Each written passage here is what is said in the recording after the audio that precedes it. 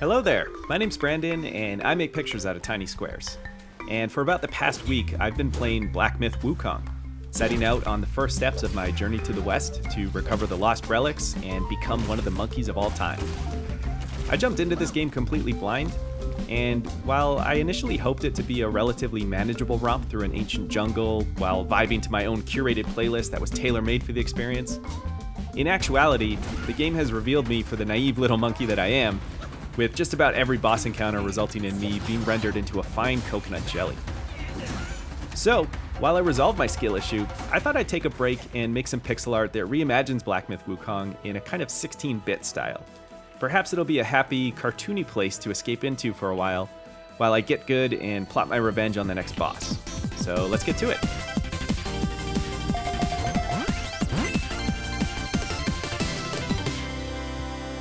Alright, so the ultimate goal here is going to be to mock up a full screenshot that looks like a game. But it's often intimidating to try and tackle those expectations when all you're staring at is this blank canvas. There's really no clear indicator of what the sizing should be or what the overall style and the use of color should be. So in these scenarios, I like to start by making the player sprite first, and really just focus on that one task. And then once we have that sprite, it can provide some indication of the sizing and the style for the rest of the scene. I'm starting that sprite design by building up the head first, which I've done by putting down these black and white cartoony eyes, and then framing out a monkey face around them. Actually, the construction of this one sort of closely follows the design of my Nano logo, but then for this one, we'll obviously continue to make it more detailed by dropping in a few colors. So in the game, this character, the Destined One, has sort of a coppery tone to their skin, and the hair is also quite light. It's almost gray at the brightest spots. I want to find a cartoony exaggeration for these, so I've gone with the reddy orange for the skin, and then for the hair I went with a really desaturated purple because it's got a quality of being like a gray, but it also doubles up nicely as being a shade tone for the skin. The thing that really helps bring this all together is this even darker purple that I'm using to recolor some of the black line work. These portions of colored line work really soften some of that harshness of the black, and I even started placing a few pixels of that dark purple outside the line work areas, which gives the hair kind of a soft or wispy feel. Honestly, that's a pretty useful pixel to mess around with, just one that's sort of lighter than the line work, placed outside the lines or tucked into corners like that. It often leads to a really polished or at least a softer look. So, I don't know if you've ever had a single pixel recommended to you before, but if you're looking for a new pixel to try, you're definitely going to want to get in on this outside the outline one, I'm telling you. With the head design worked out, we can now frame out a body for the sprite. And I'm going to drop in these simple shapes just to plan out a good size and positioning for the hands and the feet and the body. And then once all those look like they're forming a nice posture, I'll connect them up as a basic silhouette to solidify that pose. Since this is meant to be a cartoony look, I'm going to keep the proportions quite stylized here, where you can see the entire height of the sprite is only equivalent to about 2 or 3 head heights. And for the costuming, I'm basing this loosely on the look that you start with in the game, where he's got kind of a basic blue tunic, and then there's like this tiger pelt that's wrapped under the waist, which obviously is something that's a bit difficult to capture all the subtleties of in this small scale. So I'm basically just trying to reduce that idea down into a simple stripe pattern that can kind of fulfill that same purpose. Now, the final thing for this sprite is that he's going to be holding his bow staff at an angle behind him. And for pixel art, it usually works best to plan out straight lines like this at very intentional angles, where you'd use sort of the same repeating unit to build out that line. So I'm just getting a few prototypes in place using repeated lines of 1, 2, and 3 pixel segments. And we can just do a bit of a fit test and see what looks good here. So first of all, here's the 1. Not too bad. It's probably actually the closest to the actual angle that we see in the game when the character is idle. And as a bonus, this is actually also a really easy orientation to work with for pixel art. It's very symmetrical. But let's try out the others, of course. So here's the 2, which actually that has a nice balance of visuals around the sprite. So that's a really good option as well. And then finally moving on, here's the 3. And again, I think these lower angles are giving a nice placement around the character. Honestly, all of these are probably good contenders. You probably couldn't go wrong. But the third option here in particular, I think really does a nice job balancing that area of the silhouette between the head and the hand, just the way that it sits right in there. So I think I'll move forward with that. And I'll just replicate that line a few times to thicken it out into a staff, and then fill that in with a dark shade tone to use as the wood color.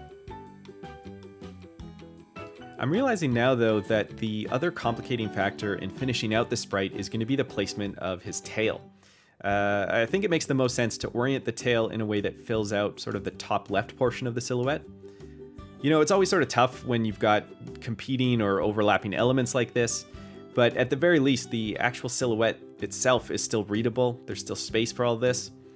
And just to help make things entirely clear, I introduced a new brown tone to use for the staff, one that's just a distinct color that isn't used in the character itself.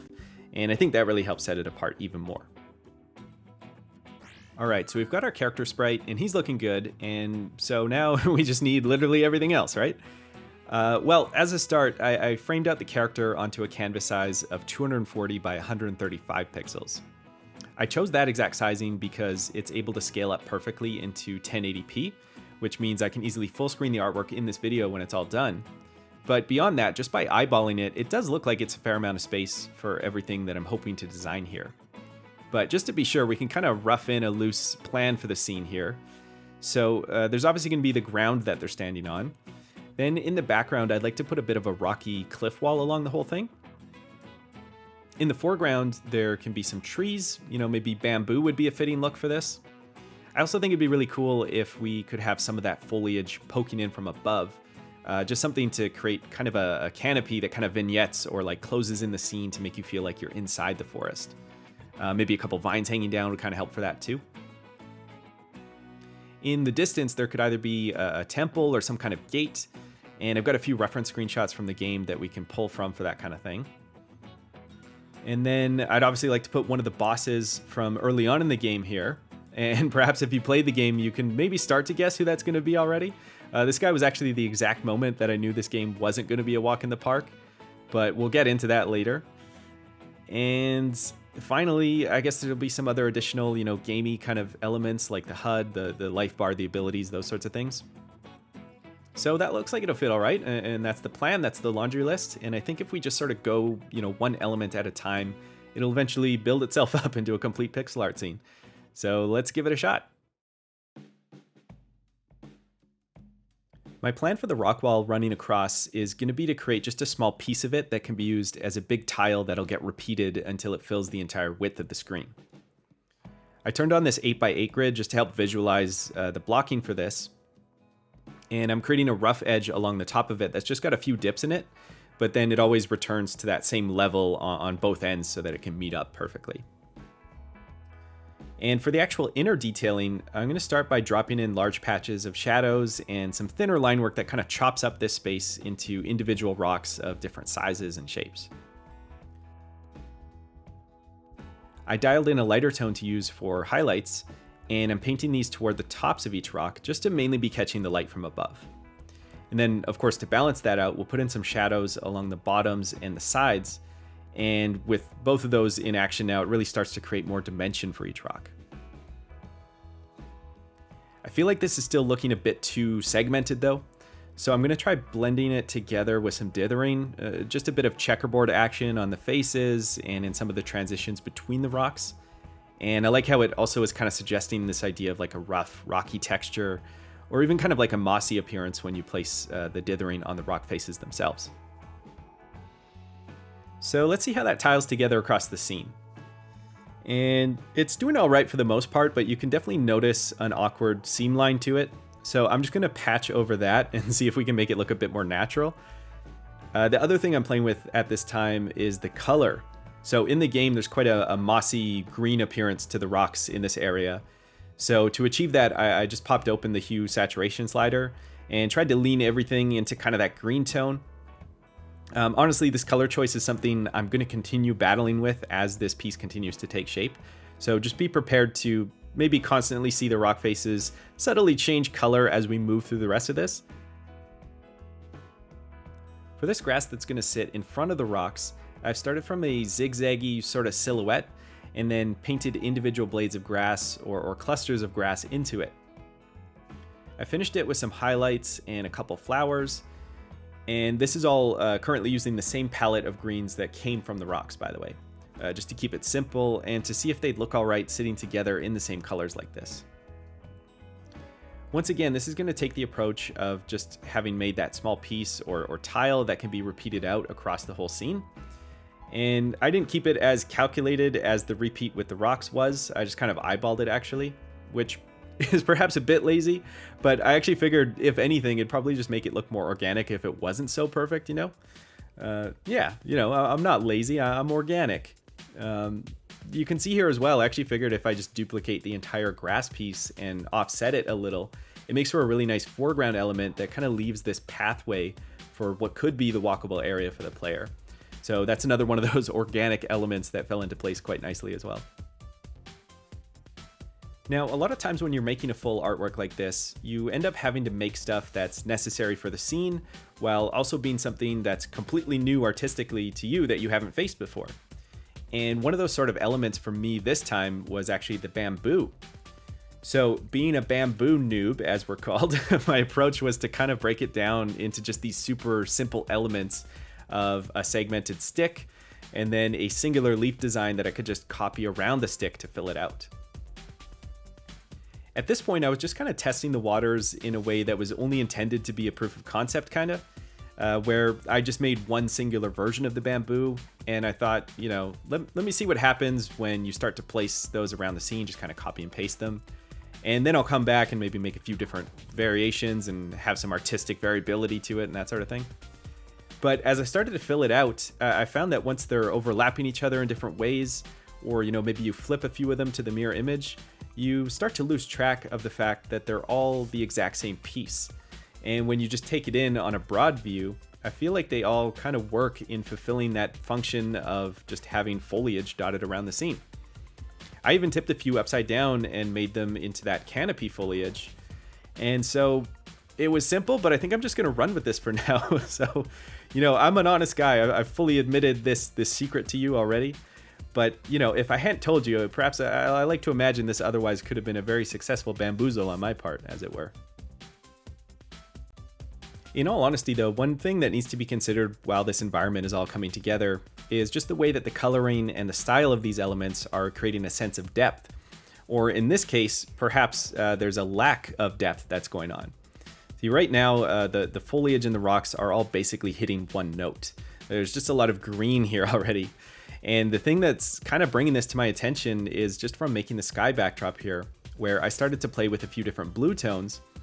And I started seeing that there's maybe an opportunity here to use more color in the rest of the piece, just to sort of create a separation between all the layers that we have at play. For now, I'm just kind of playing with that idea with the structure in the background, which is this ornate gate that I passed through at one point and snagged a screenshot of it. For things that are meant to be in the background like this, it usually helps to use low contrast tones and even colors that start to pull toward that of the color of the sky itself. So in this case, I already had a few of those darker tones that were used in the gradient of the sky. So I was just playing around with those, and those seemed to work well enough for having kind of this separation of the background and foreground. And now that all those background elements are in place, I'm noticing that there's a few empty pockets that could probably have some sort of interesting detail within them. So I'm going to try and mix the sky gradient together with these little sort of swooping lines that kind of bring different colors into each sections of each other. It's a small touch, but I feel like it's a bit more interesting than just dithering them together. And it's almost creating this neat cloudy effect that you can kind of see poking through the trees now. Well, that about covers us for all the background elements, and yet we're still looking a bit empty in the scene, so I think it's finally time to add in one of the bosses. And the boss I decided to make for this piece is this dude called the Wandering Wight, who is actually one of the early boss type encounters you have in the game, but the reason I chose him specifically is because he's the exact moment that I realized I signed up for a bit more than I bargained for with this game. You know, there I was, just trekking through the forest, going about my monkey business and taking names, as you do. And I turn a corner after a bridge, and there's just this giant blue baby kind of pacing back and forth. And this is, you know, an uncanny sight. It took me off guard for a second, but I'm a courageous monkey. I dove into the fight. And it turned out that this baby can throw quite a tantrum. He's spinning around, he's pounding on the ground. There was some kind of exploding lightning type of attack at one point. So he'd take me out, I'd respawn, I'd get a little better at reading his attacks, but still, it felt like I just really couldn't get a word in edgewise with my bow staff. And bear in mind, I'm not saying this in a way that's meant to make it sound like the game is difficult, though certainly, sure, maybe there's a component of that in there somewhere. But what I really mean is that I don't have a lot of experience with this sort of a game. So if I was going to best little Thanos, I knew that a change had to come fundamentally from within me. So I went on a spiritual journey. I studied the skill tree. I sought out the finest teachers from every dark corner of the world.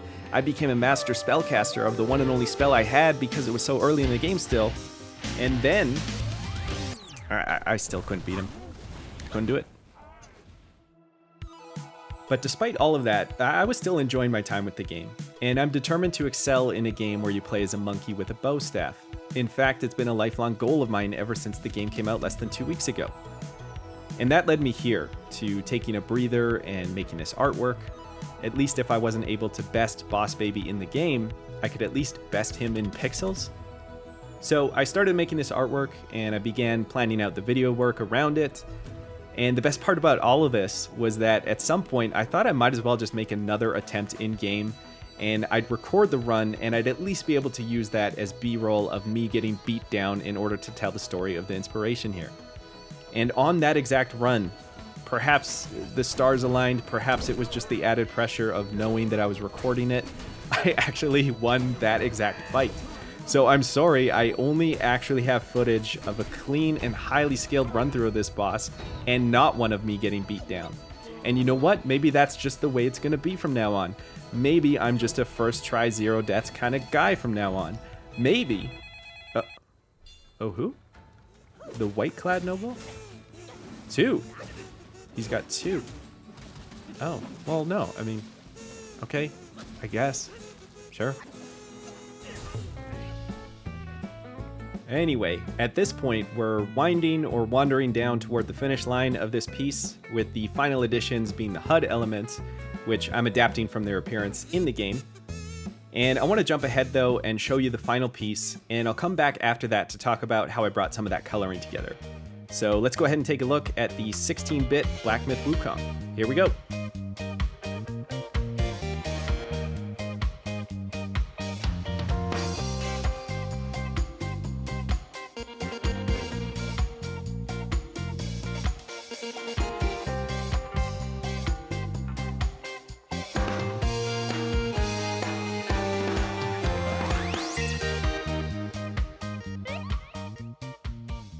Alright, so as you may notice, the coloring took a big change on the last phase, and I actually just want to highlight the differences here, without the sprite work in the way, actually.